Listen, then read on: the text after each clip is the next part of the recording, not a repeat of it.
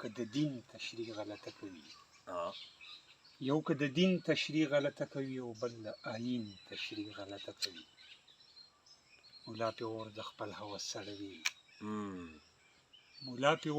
خپل هوس سړوي او د ماجبین تشریح غلطه کوي. او مونږ ته د تیر سپرلي قاتله سړی او نن د ګلچین تشریح غلطه کوي. اوس خو به خود د شونډو ګڼ پرانیزو او د تور او سپین تشریح غلطه کوي. او اختر زده کړي د مکان فلسفه خو د مکین تشریح غلطه کوي. او رمه د ګډو په ګډو وډو دستار په سر او اوښان په بډو. رمه د ګډو په ګډو وډو دستار په سر او اوښان په بډو. وحشت ته وایه هډو نه هډو سر مقدمو د کور په کډو.